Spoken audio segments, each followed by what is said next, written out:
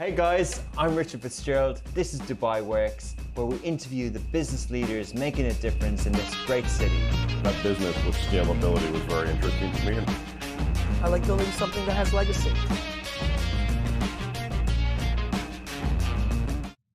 Good morning and welcome to another episode of Dubai Works Business Podcast. Today, we are joined by Dr. Ramesh Ramachandran, an innovative entrepreneur and executive leader in the hydrocarbon and chemical sector across many regions, including the Americas, the Middle East, and India. He's got extensive experience in transformational stewardship, navigating organizations through periods of accelerated growth and challenges, as we'll talk about the pandemic as well. He's adept at forging alliances with global business partners and enhancing synergies to drive growth for those organizations as well. So Dr. Ramesh is the principal at Megvin Advisors LLC. He's also executive board advisor, a keynote speaker, and an academic author.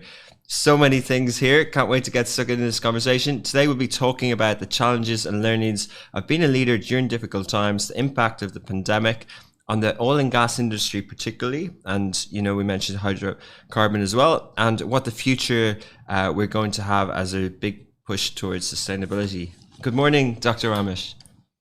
A very good morning to you. Great to be here. And as we have identified, it is the morning where you are, very early in the morning. Absolutely. It is 3 o'clock in the morning here, but those are the perils of being a global executive these days, right? I mean, you have to be awake when the people need you. So that's part that comes with the territory. Yeah. So you mentioned you're in New Jersey, it's 3 a.m. and you've got a call at 4:30 a.m. Is this a regular occurrence? Is this something you've been dealing with for a while? Not as often as, to get it to a point of being unhealthy, I would say. So maybe 2 days a week, because the rest of the world is obviously either finishing up, if it is Asia or Australia. Europe is just kind of waking up at this time of the day. So America kind of plays catch up if you're if you're located here. Yeah. But it works as long as it's not a daily occurrence, it's not too bad. Yeah, and is that because of the global remit of what you do, or is it mainly to do with the pandemic? No, it's mainly because of the global remit. It's always been this way. When I was based in Dubai for about 6 to 7 years, and then in Kuwait for about 3 years, those are much nicer locations to be a global executive, because you kind of manage the time zones. It's a little easier to manage the time zones from those locations. But if you're a global executive based in the US, this early morning, you better be a morning person to survive, is the best way to. Yeah, exactly. One of my friends who's based in New York spent some time here recently and found it very challenging the other way around as well. I think if it's a US Middle East, it's just not favorable. But if you have to, as you said, do it from Dubai for Asia or India as well, and sometimes the US, you can maybe manage. Very true. Very true. And so I covered a lot of things there, but how would you introduce your role at the moment?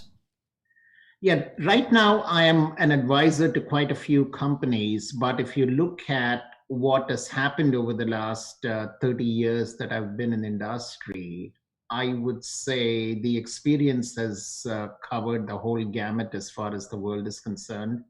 Started off as your classic Indian immigrant, studied in India, then moved over to the US to finish my PhD in chemistry. And then worked in about 4 or 5 different parts of the US. Worked in Canada for some time, then in Europe. Then I came back to India, worked in Mumbai for about 3 years. Then I was in Dubai, then in Kuwait, then completed the circle of life and came back to the US. So just going through the world and seeing the different cultures and what their values are, and seeing what is common across these cultures in the world of leadership and growth, and seeing what is different in different parts of the world is what has made me what I am today.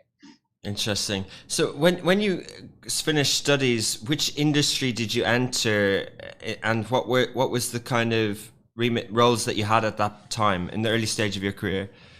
It's actually a amusing story when I reflect on it, because my undergrad was in engineering. It was actually in mechanical engineering. My master's and PhD were in surface and colloid chemistry, which is a completely different field on small particles and soaps and cosmetics and stuff like that. And then what I got my experience in terms of what marketing is all about and leadership is all about is when I was fortunate enough to work with Gillette, which was a separate company at that time, on the razor. And people forget that the current sensor razor, it has a white strip on top of the blade, which is supposed to make your skin silky. That polymer is what I did my PhD on. Ah, And it's a fascinating story because I still remember that razor was actually originally invented for women, because this whole concept that something would be smooth on your skin is something that people thought women might like for a couple of years or 3 years. hmm. And what has it been, about 35, 40 years now? And the razor still remains, that white strip has still become an inherent part of this shaving ritual across the world. Wow. So that's when, I was a stereotypical Indian scientist, if you will, but because I was involved as a partner, I was, of course, working on the Dow side, on the chemistry side, and Gillette was clearly the leader who owns the patent.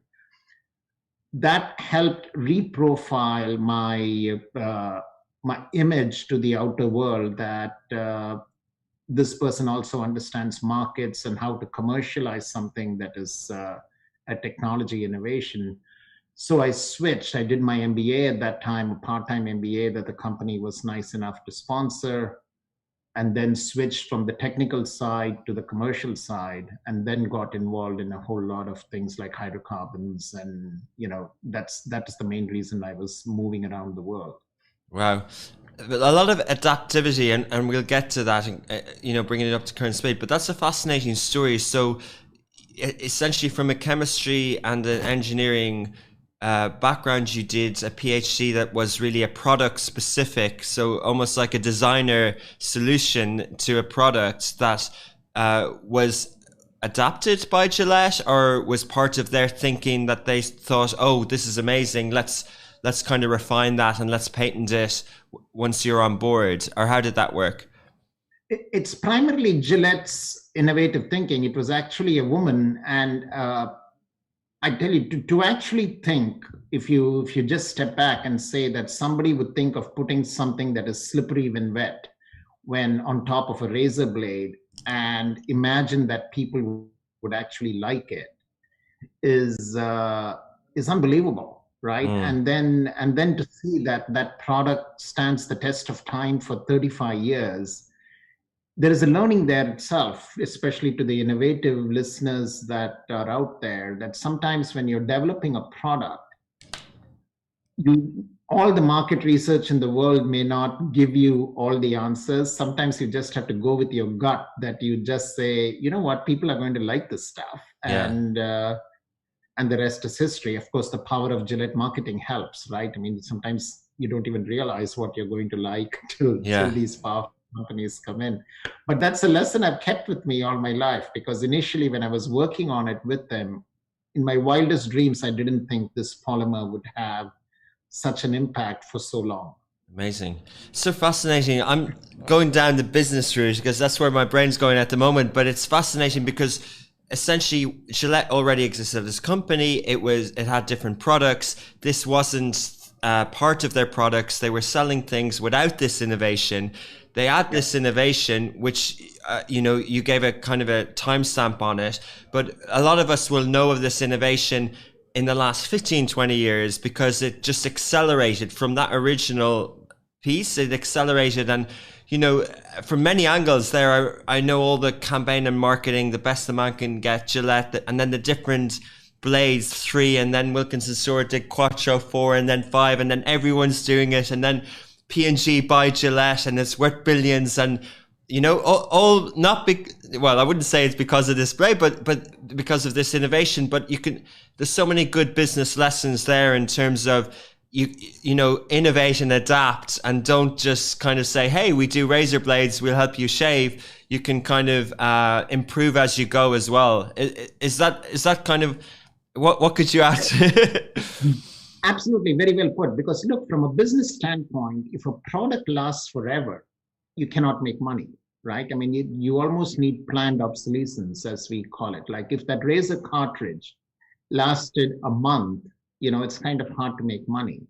So look at how well they managed to position it. They put a polymer on top of the blade, and when that white strip dissolves with contact with water over a period of, I don't know, 4 days, 5 days, whatever, you think that the blade is not working anymore because the polymer has disappeared, right? So from a consumer standpoint and business standpoint, if you want people to keep spending money and buying something constantly that you use, and especially in the world of cosmetics, this is a wonderful way to make sure that, you know, the product is actually recycled or thrown away or whatever, and then you buy another razor cartridge because the polymer is gone, right? Because you want the taste to feel good. And they're just masters at it. I take my hats off to them. Fascinating. So obviously what you're alluding to there is that the blade is still fine. It's just the little piece has worn out. Therefore our mind thinks it's... I think so. I couldn't speak to Gillette here, but you know. Yeah. But you know, the more cartridges you buy, the better for them, obviously. Right? Yeah, definitely. But sorry to labor on this, but you mentioned it was patented. How come so many other companies can use a similar technique then? The patent expired. You know, there is an expiration date of 15 years. So don't forget, the first patent was sometime in 87, if I remember right. So so now others have joined the bandwagon because everybody wants to put a strip now on top of the blade. Yeah. Because nobody buys a cartridge if it doesn't have a white strip. Yeah. Okay. I haven't had a PhD in chemistry and science on the podcast before, so I'm afraid I'm not going to be, you know, asking the right questions, but can you tell us what would one normally study and what's the career path, the typical career path for someone in the STEM sector or in sciences and that sort of education? Yeah, look, chemistry often, you have to look at chemistry because it covers the whole gamut, right? I mean, on the medicine, anything that is a molecule, I mean, water is a chemical, right? I mean, your cotton is a chemical. You can pretty much anything that you use in the world today is actually a chemical. But depending on which part of the industry you are, it gets a more what I would call favorable turn, or it gets a, you know, it gets a term that is like poison. Snake venom is a chemical, but so is a painkiller, right? So if you're taking a painkiller, you say, I'm in the medicine field or I'm in pharma or, you know, so that's got a nice hue to it. If you're in cosmetics, Botox is a chemical, right? So that is, so people are very happy to see how does a chemical react with skin. Yeah. But then so is cyanide, which kills people, and people are like, oh my God, I'm not putting any chemicals in my body. And people say that while they're drinking a green juice and, you know, drinking a lot of water, which are chemicals in their own right. Yeah. So chemistry in itself, it depends on which part of chemistry you're involved in that allows you to decide for yourself, what is it that you want to do with chemicals. Without it, obviously, you cannot survive. I mean, every innovation in the world involves some kind of chemistry, whether it's biochemistry, materials, you know, medicine, you know, oncology, you know, chemotherapy. I mean, therapy itself is based on chemicals in a lot of different fields, but at the same time, there's a bad side to it. Like if you go down the field of pollution, you know, environmental issues, and if you go down that track, then you want to figure out how to emit less chemicals to keep the world a safer place and a better place. So it covers the whole gamut. My focus was on water-based chemicals, so that's what my PhD was on. And that brings with it its own share of pluses and minuses in terms, because water is by far the most universal solvent in the world. So when you work on chemicals associated with water, there is a lot of value that you bring to the table there in terms of markets and growth and business and stuff like that. Okay, fascinating. I'm making notes because there's so many questions coming to mind as you speak. And I want to get back to the water. So to loosely understand, people in the oil and gas sector can have a career in chemistry, and you were involved somewhat there. We'll talk about that, and then obviously in pharma, so pharmaceuticals and all to do with the vaccines. There are scientists, there are chemists. There's pharmacy from a chemistry point of view with things like that. But then from the Gillette story and these sort of cosmetics, but consumer products from P&G, from Unilever, many of these things. A friend of mine told me the other day he doesn't use toothpaste because it's got chemicals in it. He uses baking soda powder or something like that. And I was like, wow, didn't think of that. So there's lots of things there. And people, all these companies need to hire people who have those skills and university and training. Is that correct?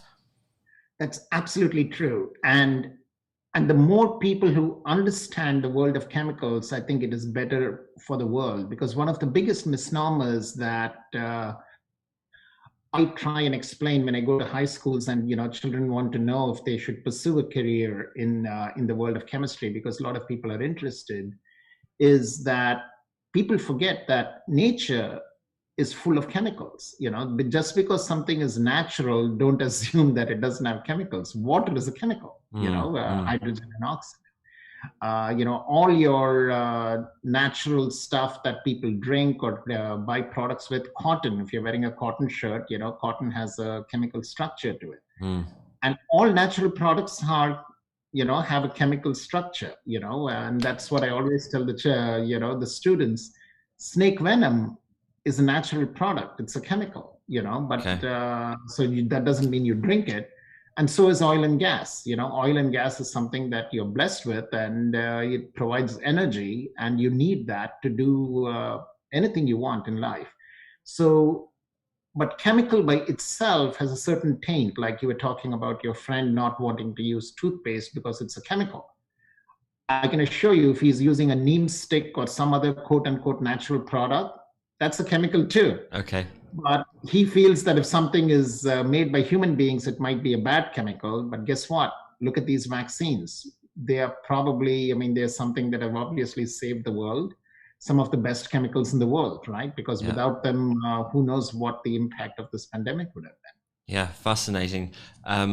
So, okay, can we try and make this a little bit of a tangible? Are there, like fats, are there good and bad fats? Are there good and bad chemicals? Is there any rule of thumb that listeners can take away of I'm going to stay away from that one and I'm going to steer towards this one?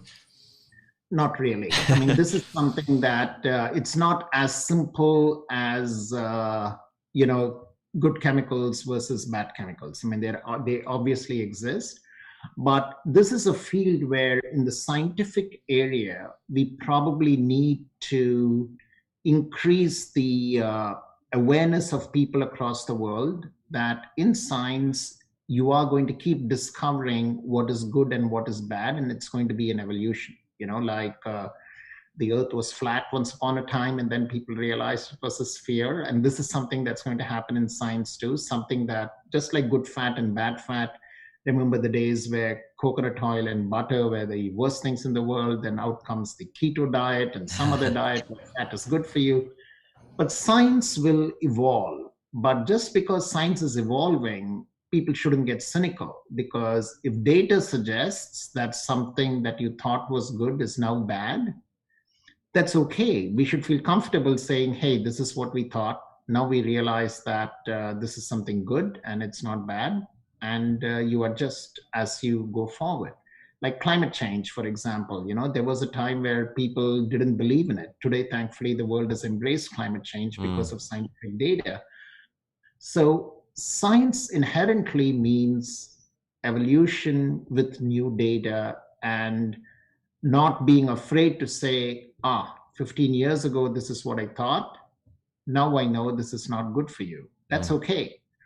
The sad part is people get very cynical saying you changed your mind, so everything you say is untrue. And that's the part that we probably need to come out of when we're looking at science and data. Fascinating. Yeah. So you kind of brought it up to the current status quo on on chemicals and on people's decisions around products and organic and different choices. And what I'm getting from it is constantly evolution, and education and awareness is really important. Absolutely, because look at the trend today in the food industry, right? I mean, organic, no pesticides, natural. There are sections there in places where people feel that if they buy a product that has not had any pesticides at all, they are eating something that is extremely pure and they're going to stay away from it, the whole world of organic farming.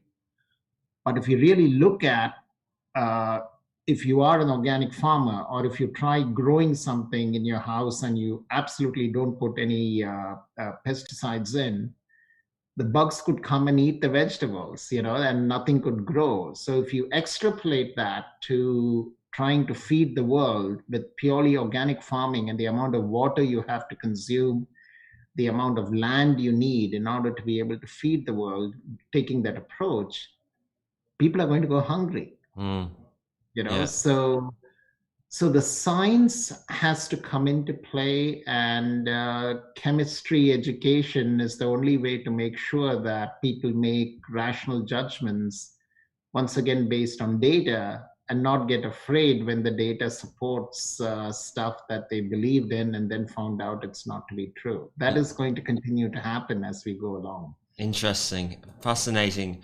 Yeah, I think there's not one solution for everything when it comes to environment and science and the planet's well-being. There was a documentary on the TV that evening about fish farming in Dubai, and it was amazing, the science and the innovation, like really impressive entrepreneurs doing it, and they can simulate different oceans, Atlantic oceans, to grow the different fish, and obviously in a positive way that will not have pollution, it won't have plastic in the sea, lots of different benefits. But as you said, if that was the only solution to foods, then there might be other things to think about.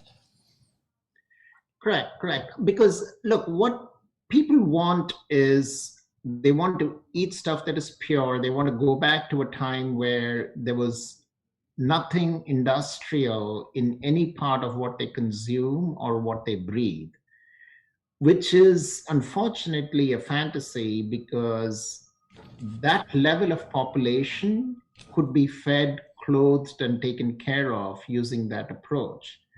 But like it or not, we have 8 to 9 billion people out there in the world today. And if this entire planet needs to be fed, needs to be housed, and they all have aspirations, we got to figure out how are you going to do this in a sustainable way. But one of the challenges, of course, is we have to do this in a sustainable way, because you don't want to be eating fish that has got plastic in it and put that into your system, because that is going to wipe out a big portion of of the environment and and people as such. So we got to find balance. But going back to how we used to live 100 years ago is not the solution either, because productivity is an important part. Look at this conversation we are able to have with these technologies. But like it or not, these technologies that enable this conversation have an environmental impact. So we got to find that balance. Yeah, fascinating. So talking about how we used to live, and I personally have the paleo diet, the hunter-gatherer diet. What do you, personal question, Dr. Ramesh, but do you have a choice of diet, or do you change it, and how do you view this topic? See, I am what I call a fair weather vegetarian. I grew up vegetarian, obviously, because India is predominantly vegetarian. But then when I came to the US at the time, it was late 80s. It wasn't easy to be a vegetarian, because being one was very expensive, and I literally had absolutely no money. And the best deals for a full meal in a day in the US at that time was from the Burger King Whopper was 99 cents, and that kind of fed you. But it was anathema. I mean, like it was the ultimate what will I say, violation of my religious upbringing, because I was eating a hamburger.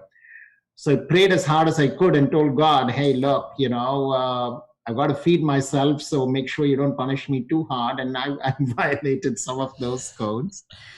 But today, I would say, thankfully, I am able to afford a pretty good, a vegetarian diet. Predominantly, I say 90% is vegetarian, and balance the time, because the big change now that I have embraced quite strongly, of course, is this whole concept of mindfulness and living in the moment and stuff like that, which has really become very popular.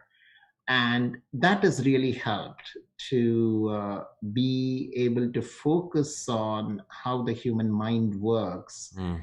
And that introspection, I think, goes a long way these days in ensuring that you lead a balanced life. I mean, diet is an extremely important component of it, because how you eat, the timings you eat, and what you eat, I think, has an enormous impact on your mind.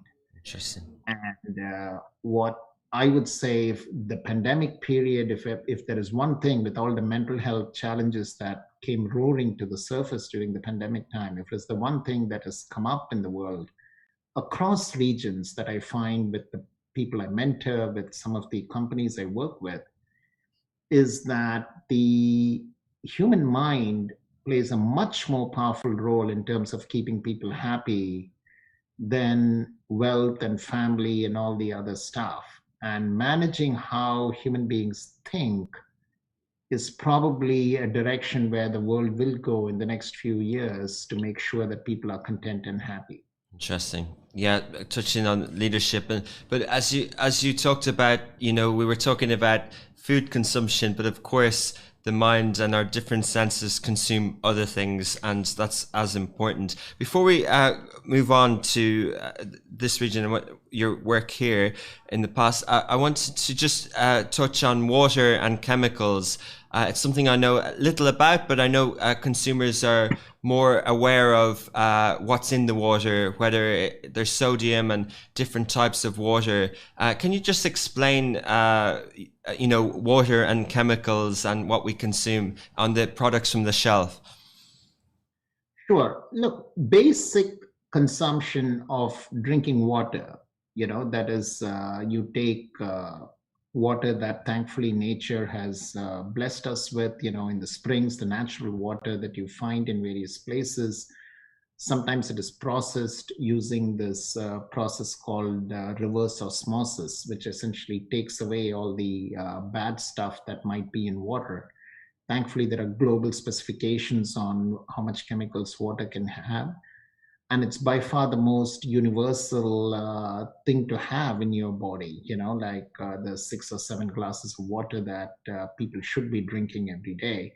So literally, if you look at water, it's to go a little nerdy on you, it's 2 molecules of hydrogen and 1 molecule of oxygen. H2O, yeah, It is the got that. universal H2O. It is the universal solvent that you should drink. And then comes the human mind, right? I mean, the water can get a little boring if all you're drinking is plain water. So people carbonate it. This is the aqua con gas, sparkling versus still, if you will, which is nothing but a little bit of carbon dioxide in it, so that the bubbly feeling helps you. And then you slowly start bleeding into flavors. They add a little bit of sugar, they add some lime, and you will find people overreacting to it, saying, oh my God, there is flavor in the water, so it must be bad for me. I mean, that is a stretch. I mean, anything that helps you hydrate and keep and stay hydrated, especially in a region like Dubai in the Middle East, where things are really hot, I would say is a very helpful thing to do. And it is very unlikely that you will come up with a scenario where drinking too much water causes problems. It is something that is always good for you. And if you have a choice between drinking any other kind of beverage versus water, even from a complexion, health, and so many other factors standpoint, water is probably the best thing to keep in your body. Okay, interesting. But in terms of it's good to have it explained that way and to know of what other products emerge. But in terms of people's choices, especially in the UAE and Dubai, there are many water brands. They're international, there's local, and there's lots of different labeling and packaging. People consume, obviously, in this climate, we consume probably more water in a day than others. Is there any general sort of advice that we should be curious about, we should be educating ourselves on? All the branded waters, I mean, I lived in Dubai for about 8 years. There is hardly any difference. Okay. I mean, we all know the famous green bottle of from France, something that has a French label to it or the Dutch label to it.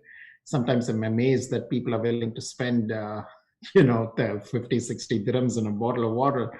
That is, that is pure, what shall I say, excessive luxury. But if it works for you, why not, right? Enjoy yourself. But the regular water that you get for 5 dirhams is equally good. There is absolutely nothing wrong with it. And so is the water that the municipality in Dubai supplies. I mean, because thankfully it's a system that tests the quality of water extremely well. So you cannot get people to drink contaminated water, because that is one of the biggest fears when it comes to water, is that if the municipal system is not controlling the quality of water that you're drinking, that can create a very big problem. And so from a drinking standpoint, I would say you all are very fortunate to live in an ecosystem where the quality of water is managed very well, and so is the entire food specification. So enjoy yourself. I mean, if one particular water makes you feel better when you're in the gym, then you're running, why not? If that's what keeps you happy, go for it. Down to marketing. That's good, reassuring for us to know. Dr. Ramesh, when did you first start working in the Middle East? What was your experience in Kuwait and then in the UAE? I came to the UAE, I would say about 15 years ago. I think it was around 2003, 2004 timeframe. And I was in Dubai for 9 years, actually, across various parts of Dubai.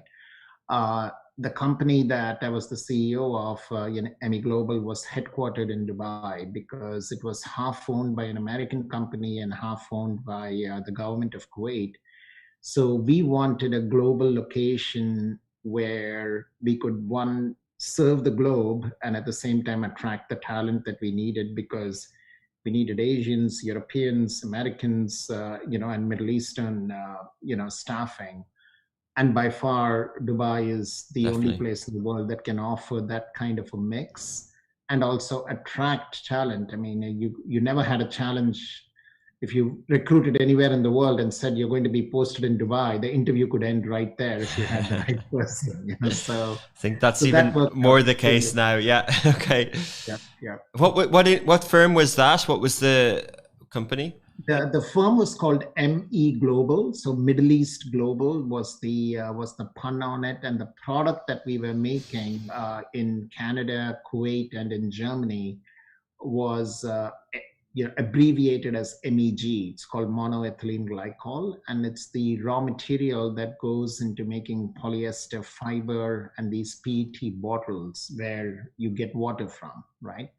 So ME Global was a takeoff on that name. There was Middle East Global, located in the Middle East, and at the same time it had MEG in it, which was the abbreviation of the product that we were making. Now I'm putting the dots together. And your current firm is MEG Vin, MEGVin. Is that similar abbreviation?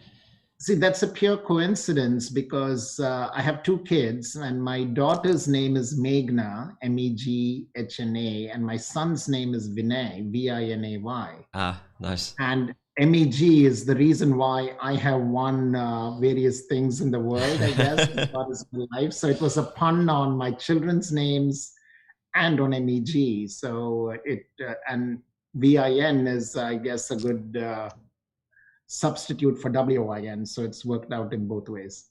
And the current work that you do in this advisory firm, I'm sure somehow covers your expertise in that area. In the previous MEG acronym area, I can't pronounce the chemicals exactly. Yes. Most of the work right now that I'm involved in and will be involved in the very near future has got to do with sustainability and with this whole move towards cleaning plastic from the environment. Okay. Because of a lot of things that I was exposed to and I've started analyzing, I feel that the plastic waste problem is something that someone with my kind of expertise can be a bridge and a problem solver. Because if I look at one of the biggest problems that both the chemical industry, which has served me very well, and the environmental activist group that are wanting to find a solution to this, I think we need to find a bridge to solve this problem, because this is a problem that is very serious, mainly in the oceans, but also in the deserts. I mean, there were recent articles about how in Dubai and Saudi, they are finding camels who have actually passed away because of plastic in their stomach. Yeah. And we absolutely need to find a solution to this, because plastic, while it's an extremely important material, its sustainability profile is very, very poor. And we have only ourselves to blame for it. And there are viable solutions. And that is what all my activity is going to be focused on, within a matter of weeks, actually. So I started advising, I would say, more in terms of some M&A activity and stuff like that. But thankfully, I'm sufficiently blessed where the primary driver, because of all my experience, is not economic anymore, but more on the sustainability side. But plastic waste is probably where all my focus is going to be, during, the next 5 or 10 years. Is that specifically in the sort of corporate products, consumables space, or is it also from a strategic, government and policy and regulation space? Are you doing it on both sides?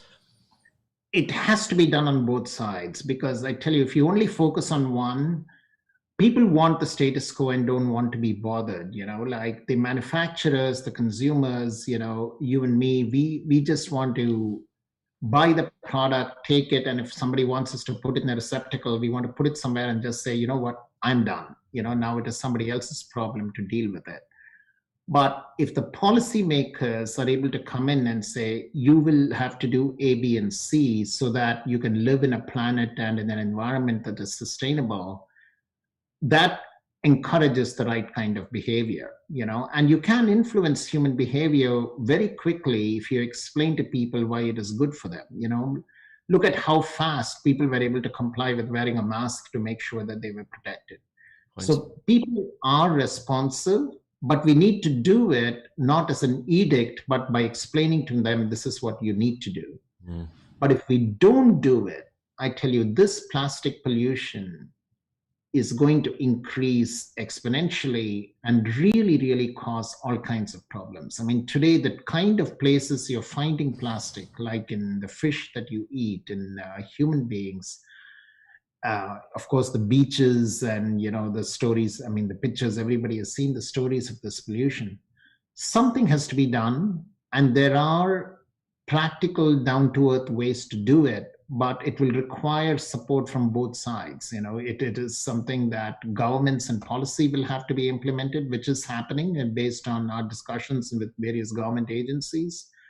Industry has to be a part of the solution, and the consumer has to be a part of the solution. But we can't wait. It has to be done with an enormous sense of urgency. And that's where all my focus is going to be. Good to hear. Good to know. So just again, tackling it and asking the same question together in terms of governments and also corporates, this has been a topic. The environment and sustainability has been a topic, maybe not as front and center in the media as most would like, but it's certainly been covered more in the last 20 years than, say, the subsequent 20 years. We've had attempted agreements like in Paris and different things like that. And also, probably before the pandemic, it was one of the main topics from a CEO mandate as a top-down sort of, in terms of ESG and social and these types of investing and these types of things.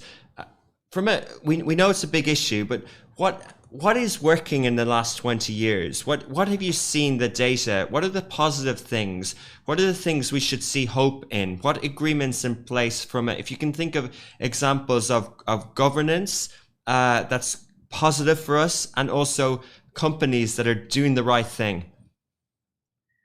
Very good question. Look, two things are positive. Okay, companies are reducing their carbon footprint. There is no argument against it, because everybody is reporting that they are consuming less energy than they were the previous year, producing more by consuming less energy, which is a good thing. But the world wants more. And the biggest impact that has happened in the last 3 to 4 weeks that I'm sure it was covered, that shook up the world, and people are still, it was an earthquake kind of a moment, was what happened with Exxon in 2 weeks ago. Mm. This little company called Little Engine Number One that managed to get 2 or 3 board seats in Exxon by just pushing Exxon towards a more sustainable and moving away from their energy intensive portfolio, has really shaken the world, because everybody in companies has now realized that investors are not going to buy your share, or they are not going to invest in your company, or they are not going to fund your capital needs if you don't have a good sustainability strategy going forward. Mm-hmm. So I expect over the next 2 to 3 years that there is going to be a very radical shift, because if you look at what happened to Shell, where there was a legal ruling that Shell has to reduce its carbon footprint. There was a Chevron, what shall I say, shareholder resolution, to reduce their carbon footprint. And this is going to have a very least for all the energy companies and in the rest of the world for producers, because the shareholders and those with the BlackRocks of the world, the Fidelity, the Vanguards, the large investment companies are going to be telling these private companies and energy producers that either you clean up your act over the next 3 to 5 years. If not, we are not funding your capital needs. Wow, interesting. Good story, good example. I like it. So it's actually the ESG movement in terms of investing has got to activist board level, instead of in the 80s where we saw activism in terms of boards trying to corporate raiders and try and extract value out of companies. Now in the new 20s, the parallel and the equivalent is trying to make the environment a world a better place. Quite cool if it's effective, but yeah. Amazing. But on that level, I think it's interesting. People would say that those Exxon type companies or the big oil companies and energy companies are the ones to go after because of that relation with plastic. But actually, on another reason why they're good companies to change is because they actually have the biggest R&D budget. Some of them spend $1 to $1.4 billion a year on R&D. So they're actually, as much as governments are investing in new areas for sustainability, these big companies have big investment, deep pockets as well. Correct. And this is where I tell you the world is struggling. And I'm personally struggling too when I meet with these companies and governments as to who needs to carry the ball, because everybody wants the other person to take care of it. If you're a producer of plastic, the company's view is, look, I'm just a producer. I can't help it if you, the user, doesn't want to go and put it in a recycle bin. Okay. The consumer, like you and me, when we get a bottle or we take a plastic bag, our view is, look, it's there, I'm going to use it. It's up to the government to figure out, or up to the companies to give me a product where I don't have to go through this hassle of putting it in the right kind of a bin. The waste treatment guy goes, hey, if you guys would only put it in the right place, I can take it and I can treat the waste. So everybody is doing this, like it's the other person's problem and nobody wants to pay for it. And while we are doing all that, the planet is burning, right? So, but the good news or the bad news is the level of activism, attention, and policy changes that are coming down the pike are so coming down with such a sense of urgency now that if people don't respond, there are going to be some rules coming down that's going to make your head spin. Because when I look at what's coming up in COP, the World Paris Agreement and some of the other COP meetings that are coming up, I expect some policy directives that it'll be too late to change once the world governments, force some changes on us. So we better hurry up from the industry and government side. It has a huge impact on the Middle East, obviously. But if we don't, others will make the decision for us. Something very, very significant I expect to see happen over the next 6 months. Interesting. We'll follow that eagerly. I was going to ask a blunt question: is capitalism bad? But I think what you're hinting towards is that tangible things that hurt, or penalties and things like that, can drive action faster. Is that correct? See, I'm obviously a card-carrying capitalist, right? And I would be very, very much in favor of industrial and commercial solution, because I still feel the best driver to solve all this is money. Okay, recycling, energy efficiency, conversion to EVs, alternative energy investments. Money by far is the best driver of innovation and growth across the world, and this is true everywhere, whether you're in Africa, whether you're in Canada, whether you're in, any part of the world, money is by far, I feel, the best driver of innovation. At the same time, if environmental compliance, improving the environment is not part of this whole money-making process, that would be unhealthy. We need to be, over the next 5-10 years, product innovation and research and development and products that we bring in have to be able to answer the question, are you making the environment better when you introduce these products? And there will be a market for it. And I think the consumer has finally woken up, at least the next generation has woken up to say that they are willing to pay for it. Interesting. So, okay, 2 final questions to finish on. I know I'm conscious you've got a 4:30 a.m. call or so in New Jersey.